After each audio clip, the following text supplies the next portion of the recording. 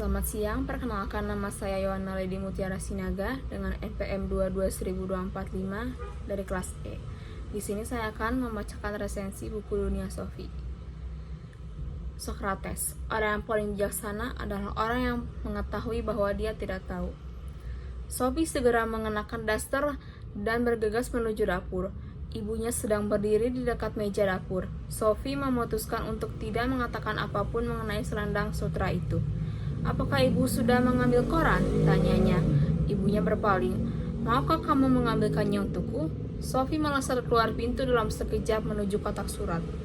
Hanya koran, dia tidak boleh berharap akan mendapat jawaban dalam waktu dekat, kiranya. Di halaman depan koran itu, dia membaca sesuatu mengenai batalion PBB Norwegia di Lebanon. Batalion PBB, bukankah itu cap pos yang terdapat pada kartu ayah Hilde? Namun perangkonya Norwegia, barangkali serdadu PBB Norwegia mempunyai kantor pos sendiri. "Kamu menjadi sangat tertarik pada koran," kata ibunya ketika Sofi kembali ke dapur. Untungnya ibu tidak lagi berbicara tentang kotak surat dan sebagainya, baik ketika sarapan maupun selanjutnya pada hari itu. Ketika ibu pergi berbelanja, Sofi membawa surat mengenai takdir ke sarang. Dia terkejut melihat sebuah amplop putih kecil di samping kaleng kue dengan surat-surat lain dari sang filosof. Sofi yakin sekali dia tidak meletakkannya di sana.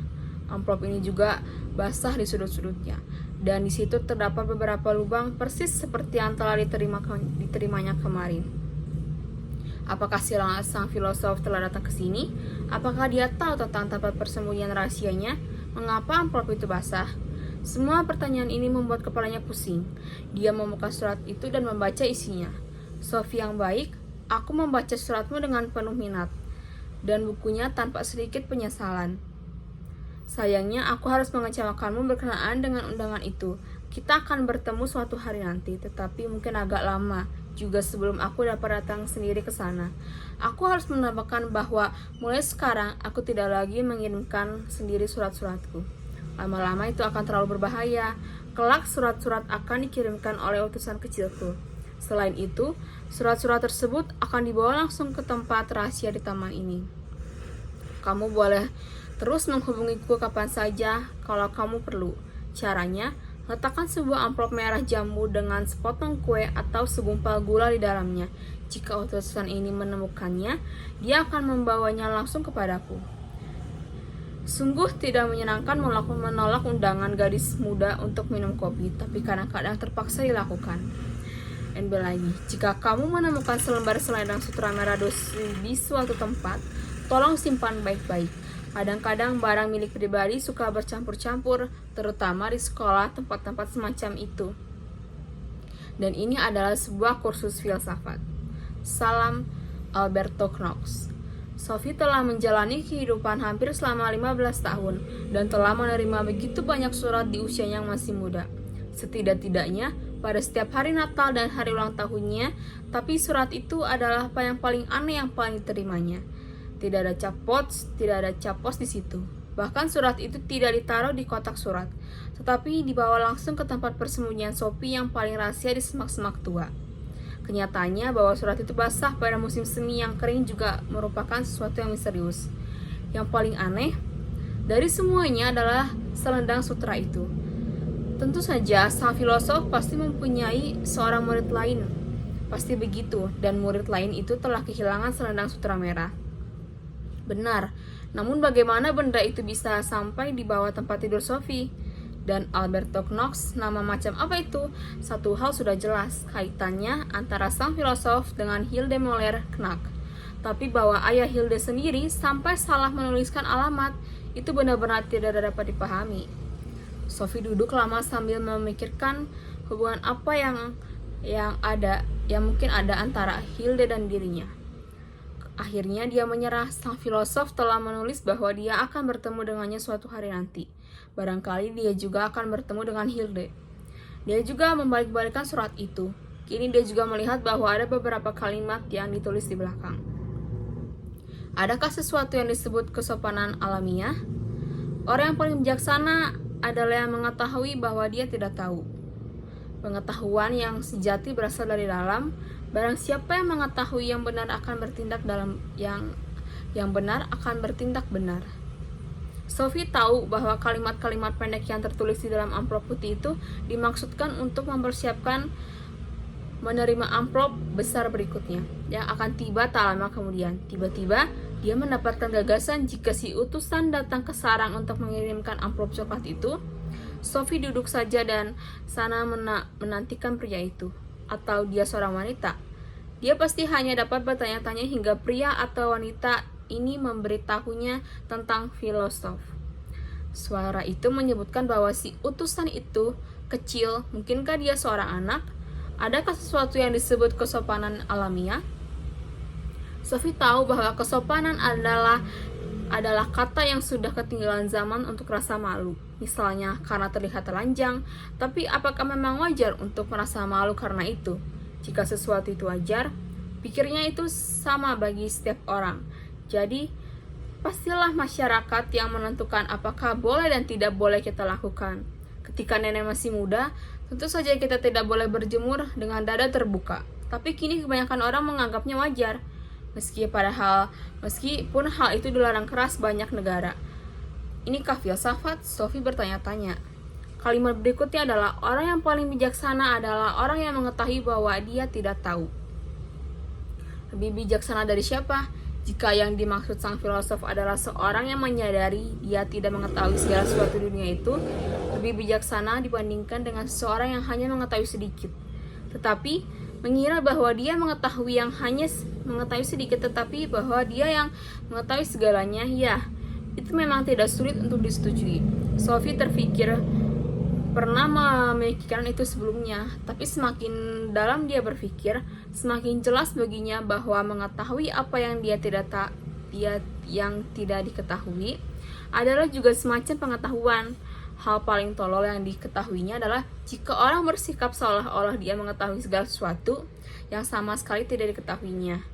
Kalimat berikutnya adalah tentang pengetahuan sejati yang berasal dari dalam.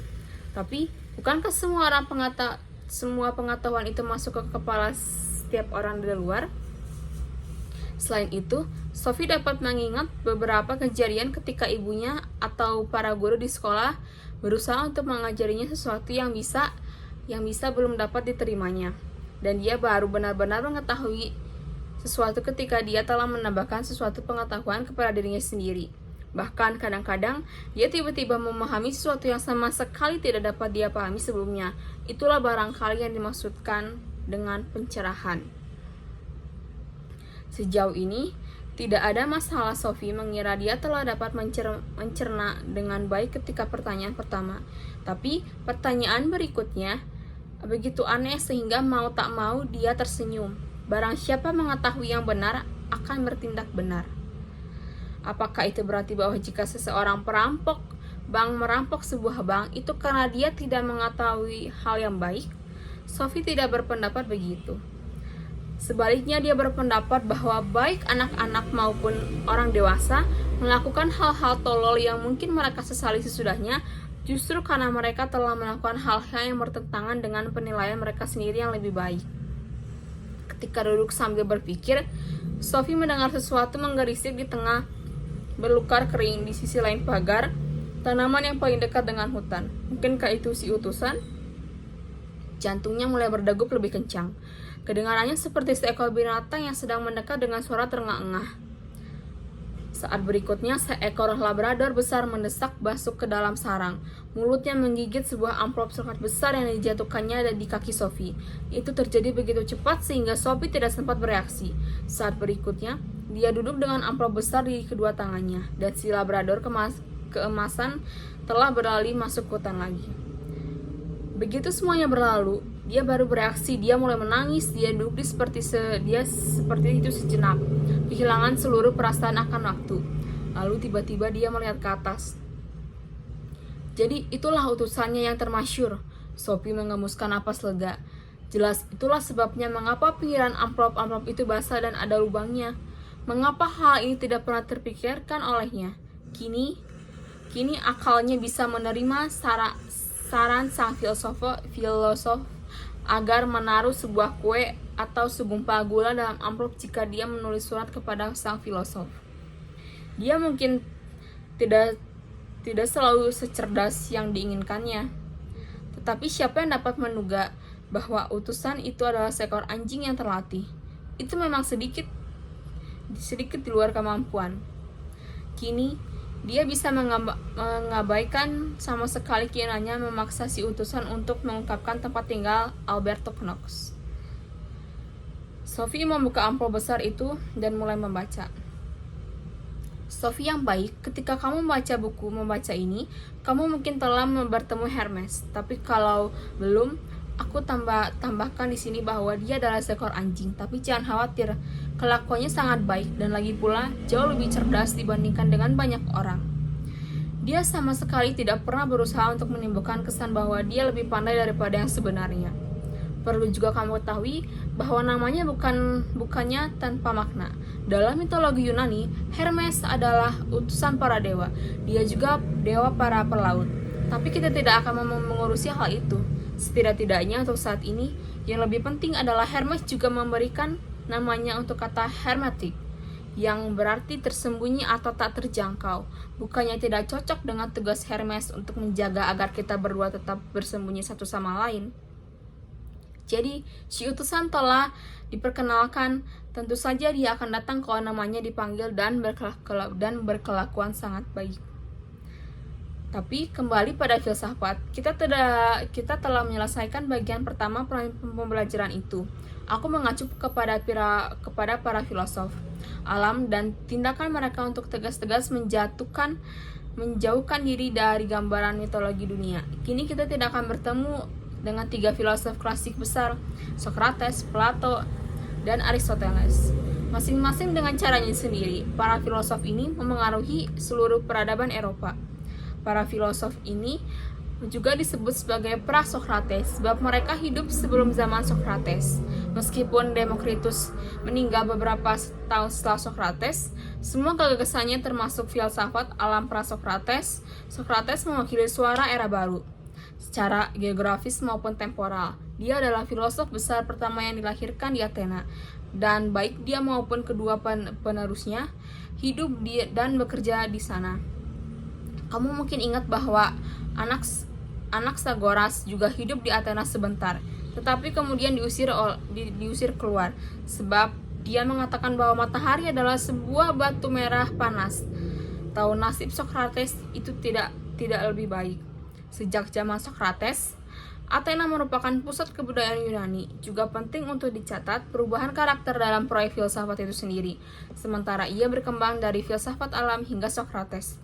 Tetapi sebelum kita menemui Socrates, mari kita ketahui sedikit tentang kaum Sofis yang menguasai panggung Athena pada hidup Socrates.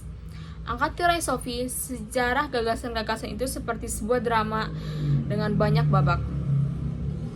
Setelah sekitar 450 sebelum Masehi, Athena merupakan pusat kebudayaan di dunia Yunani. Sejak masa ini, filsafat mengambil arah baru. Para filosof alam hanya memusatkan perhatian pada hakikat dunia fisik semata. Karena itulah mereka menempati posisi sentral dalam sejarah sains. Di Athena, minat kini dipusatkan pada individu dan kedudukannya dalam masyarakat. Secara lambat laun, demokrasi berkembang dengan majelis-majelis rakyat dan pengadilan hukum. Agar demokrasi dapat dijalankan, orang-orang harus cukup berpendidikan agar dapat ambil bagian dalam proses demokrasi. Kita telah melihat di zaman kita sendiri bahwa demokrasi yang masih muda membutuhkan keterbukaan pikiran masyarakat. Bagi para penduduk Athena, yang paling penting adalah menguasai seni berpidato yang berarti mengatakan berbagai hal dengan cara yang meyakinkan. Sekelompok guru dan filosof keliling dari koloni-koloni Yunani berkumpul di Athena. Mereka menamakan diri kaum Sofis. Kata Sofis berarti seseorang yang bijaksana dan berpengetahuan. Di Athena, kaum Sofis mencari nafkah dengan mengajar para warga dengan imbalan uang. Kaum sofis mempunyai satu ciri yang sama dengan para filosof alam. Mereka bersikap kritis terhadap mitologi tradisional. Namun pada saat yang sama, kaum sofis menolak apa yang mereka anggap sebagai spekulasi filsafat yang tak berguna.